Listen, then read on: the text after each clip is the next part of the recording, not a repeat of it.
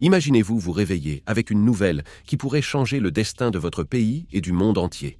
C'est exactement ce dont nous allons discuter aujourd'hui. Hillary Clinton a fait des révélations surprenantes et vous allez découvrir tout sur la surprise d'octobre, qui pourrait avoir un impact direct sur les élections américaines et la scène mondiale. Comment ces informations peuvent-elles affecter votre vie? Comment les décisions politiques en coulisses peuvent-elles changer le cours de l'histoire? Si vous cherchez à comprendre ce qui se prépare, cette vidéo vous apportera des perspectives sur ce qui se passe vraiment dans les coulisses du pouvoir. Les déclarations d'Hillary suggèrent quelque chose de plus grand, qui pourrait ébranler la course présidentielle et influencer l'opinion publique. En plus, je vais révéler des détails sur l'affaire P. Diddy et son lien avec la surprise d'octobre. Quel rapport a la série Stranger Things avec tout cela? C'est bien plus que vous ne l'imaginez. Alors, restez jusqu'à la fin, car je vais vous montrer comment tout cela s'entrelace d'une manière qui changera votre vision du paysage politique et des mois à venir.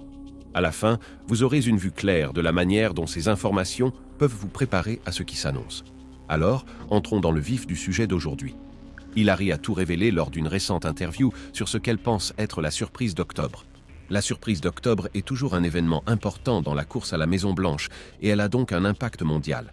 En 2020, par exemple, la surprise est arrivée en janvier et février avec la crise sanitaire, suivie par la révélation de l'ordinateur du fils du président Biden, une information initialement étouffée par les médias, mais qui fut ensuite confirmée. Alors, qu'a dit Hillary à propos de la surprise d'octobre de cette année? J'ai enquêté sur cette surprise depuis un moment. Il semble que Hillary ait maintenant confirmé cela. Même si je n'aime pas Hillary, je reconnais qu'elle a raison cette fois-ci. La surprise d'octobre 2016 a peut-être déterminé le résultat de l'élection présidentielle américaine de cette année-là. Les médias estimaient qu'Hillary avait 90% de chances de gagner, mais cette surprise a changé le cours des événements. Ce fut la divulgation des emails de John Podesta par Wikileaks contenant des informations liées à une pizzeria. Cela a nui à la candidature d'Hillary. La question est, verrons-nous quelque chose de similaire cette année? Ces emails ont ouvert les yeux de millions de personnes sur la nature corrompue du pouvoir. Récemment, Hillary a été interviewée dans l'émission Firing Line sur PBS. Elle a mentionné qu'elle prévoyait une surprise d'octobre, comme souvent, et qu'il y aurait un tumulte dans les médias, avec les réseaux sociaux inondés d'informations. C'est important, car selon elle, la presse favorable à Donald Trump amplifie certaines histoires, qui atteignent le grand public même si elles sont fausses. Pour octobre, Hillary pense qu'il y aura des efforts concertés pour déformer des informations sur Kamala Harris, son identité et ses actions.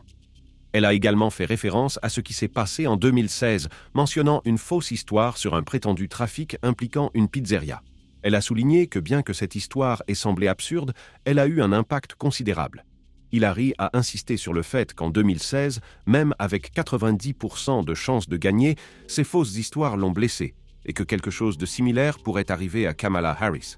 Bien qu'elle ne sache pas exactement ce qui sera révélé en octobre, elle affirme qu'il sera nécessaire de travailler dur pour démêler toute désinformation.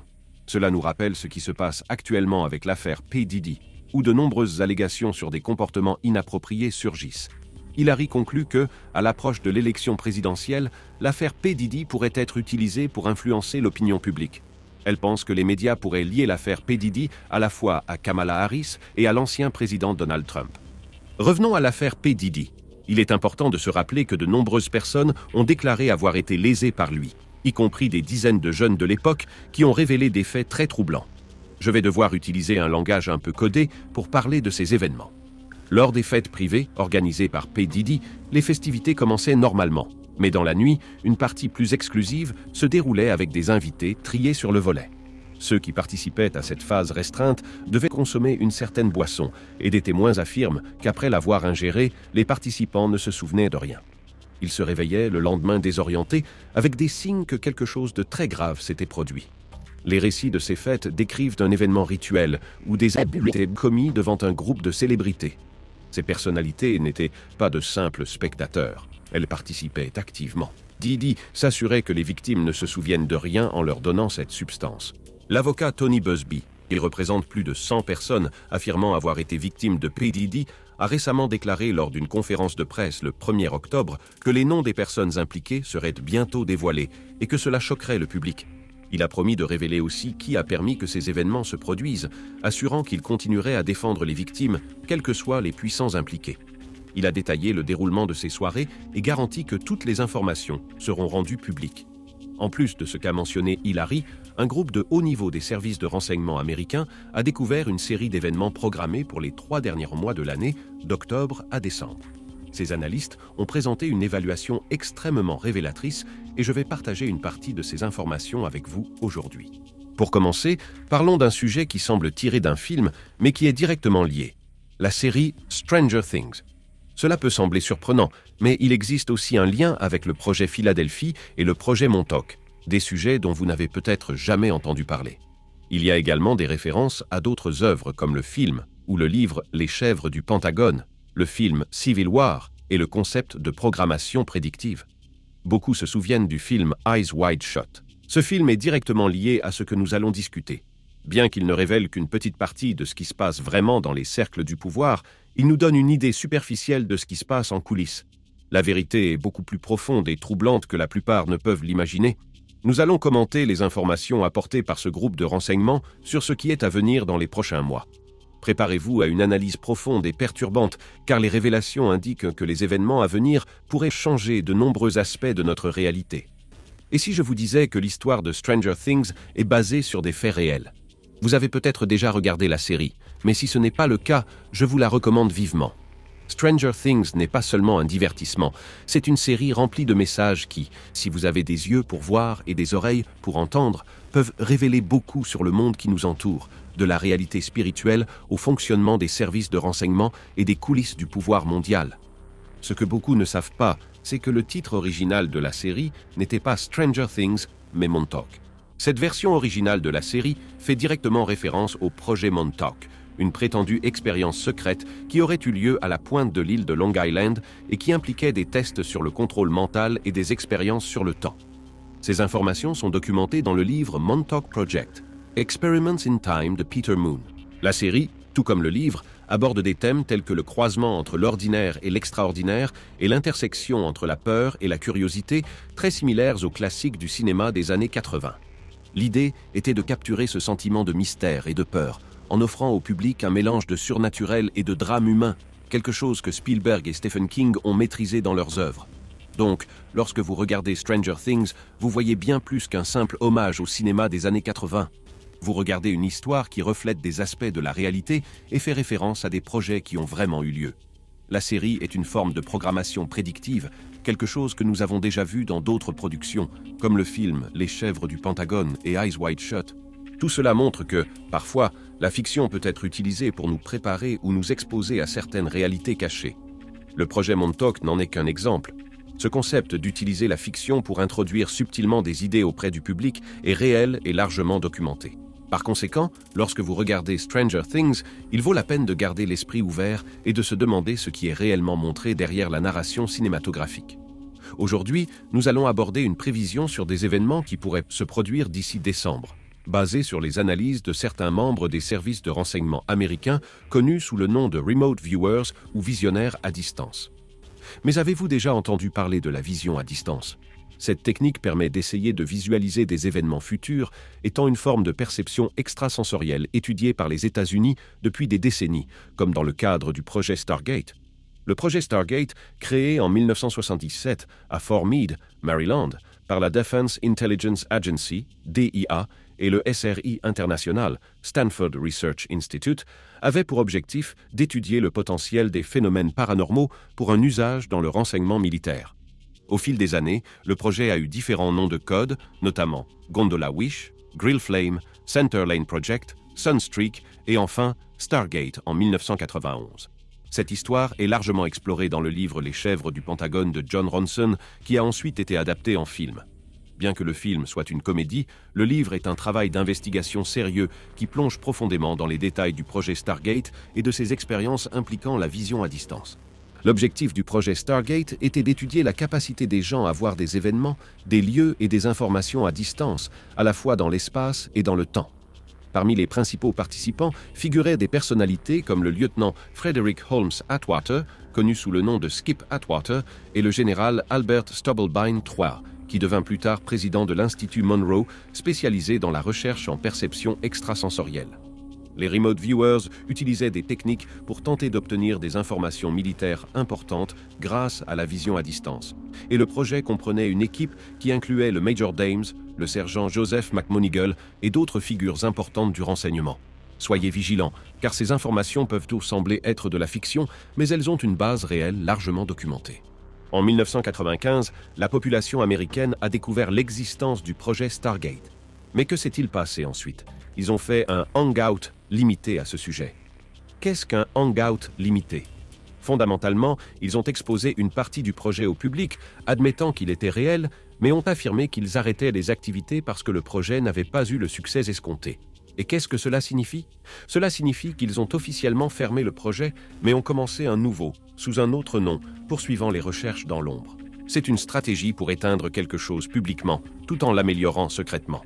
Le sergent Joseph McMonigle, l'un des principaux participants du projet Stargate, a révélé ce qui s'est réellement passé. En 1995, ils ont annoncé que le projet avait été arrêté parce qu'il ne fonctionnait pas. Ils ont dit que seulement 20% des résultats du projet étaient exacts, ce qui faisait croire que le projet n'était pas viable. Mais McMonigle a mieux expliqué ce que signifiait cette statistique. Ce n'était pas simplement qu'ils avaient raison seulement 20% du temps. Ils avaient raison dans 20% des missions et tâches impossibles à accomplir par tout autre service de renseignement ou de défense. Quand on comprend cela, on se rend compte que la statistique change complètement. C'est une chose d'avoir raison 20% du temps sur des tâches courantes. C'en est une autre d'avoir raison 20% du temps sur des tâches impossibles que personne d'autre n'a pu résoudre. Cela montre que, bien que le projet ait été présenté comme un échec, il avait en fait un succès considérable dans des situations extrêmement difficiles. Ils ont simplement déformé les informations pour fermer officiellement le projet tout en continuant à travailler en secret. Je vais vous donner plus de détails dans un instant. La CIA et la DIA, qui est la Defense Intelligence Agency, ont décidé d'enquêter à fond sur la possibilité d'utiliser la perception extrasensorielle et les capacités psychiques dans le secteur militaire. Plusieurs programmes ont été approuvés à cette époque, supervisés par un comité restreint du Sénat et de la Chambre des représentants, liés au renseignement. Dans les années 70, les sources de renseignement américaines ont remarqué que l'Union soviétique investissait des millions dans la recherche psychotronique. En réponse, la CIA a décidé de financer un nouveau programme, connu sous le nom de ScanIt, ou Scanning par coordonnées. En 1972, la recherche sur la vision à distance a commencé au Stanford Research Institute, menée par Russell Targ et Harold Puthoff, deux physiciens renommés. Ils ont affirmé que le phénomène était possible et ont commencé à tester des médiums, dont Uri Geller, célèbre pour ses démonstrations publiques comme tordre des cuillères. Uri Geller, si vous ne le saviez pas, a travaillé pour la CIA. Il avait des capacités apparemment inexplicables, comme éteindre des lampadaires en passant dessous ou désactiver des blindés en les touchant. Geller a fait des prévisions pour le système de défense israélien, alertant sur des dangers pendant les Jeux olympiques, mais il n'a pas été pris au sérieux. Après la tragédie impliquant les athlètes israéliens, il a décidé de ne plus travailler pour eux et a commencé à collaborer avec la CIA. Ces événements sont largement documentés grâce à la loi sur la liberté d'information, FOIA. En 1995, ces documents ont été rendus publics et ont révélé des détails sur les recherches impliquant des phénomènes paranormaux, y compris Ingo Swann, l'un des pionniers de la vision à distance. Swann était placé dans des situations de test, telles que répondre à des questions scellées dans des enveloppes sans les ouvrir, en utilisant uniquement ses capacités psychiques. Beaucoup de ces tests ont été réalisés en double aveugle, où ni le participant ni les organisateurs ne connaissaient à l'avance la réponse. Swann et Geller ne réussissaient pas toujours, mais quand ils réussissaient, les scientifiques étudiaient leurs activités cérébrales, cherchant à comprendre comment ces capacités fonctionnaient. C'est ainsi qu'ils ont développé un modèle pour former d'autres personnes à la vision à distance. Le projet de Stargate était intimement lié au projet Montauk, qui impliquait également l'utilisation de capacités paranormales et de technologies pour l'espionnage, y compris contre les Russes. La base de Montauk Point à Long Island, New York, était cruciale pour ces recherches. Cette base, liée au département de l'énergie des États-Unis, renvoie aux expériences vues dans la série Stranger Things, où le DOE apparaît dans un rôle similaire. Le département de l'énergie ne traite pas seulement de l'électricité, mais aussi de l'énergie atomique, de la propulsion nucléaire et du développement de technologies avancées, comme celles développées dans le cadre du projet Manhattan. Il existe plusieurs émissions de télévision dans lesquelles un des participants, Joseph McMonigle, a été mis au défi par l'équipe de l'émission d'utiliser sa vision à distance en temps réel. Ils lui ont dit « Nous voulons que vous identifiez où se trouve notre reporter en ce moment. Vous devez décrire l'endroit. » Ils lui ont donné 15 minutes. McMonigle a pris une feuille de papier et a commencé à dessiner. Il a dessiné un homme debout à côté d'une rivière, près d'un pont, avec un grand bâtiment derrière, incluant une horloge. Puis il a dit « Ce reporter est devant Big Ben, en Angleterre. » Et cela a été fait en direct, devant tout le monde. Il existe des émissions de télévision qui documentent comment ils ont commencé à utiliser leur technique pour retrouver des personnes disparues. Dans une émission spécifique avec le major Ed Dames, ils étaient à la recherche d'une fille disparue. Dames a dessiné un paysage qu'ils ont identifié comme étant une ferme. En enquêtant sur cette ferme, ils ont trouvé un indice crucial, un short appartenant à la fille, et malheureusement, ils ont découvert qu'elle était déjà décédée. Mes amis, tout cela est réel, pas seulement dans le secteur militaire, mais aussi dans le monde des affaires. Les participants au projet Stargate, comme ceux qui ont inspiré les chèvres du Pentagone, sont devenus très riches. Laissez-moi vous dire une chose. Dans le monde des affaires, de nombreux magnates utilisent des techniques de vision à distance pour identifier des opportunités d'investissement, prédire le marché et même localiser des ressources naturelles précieuses. C'est une réalité présente dans le secteur du renseignement, dans le monde des affaires, des finances et aussi dans le secteur de l'investigation.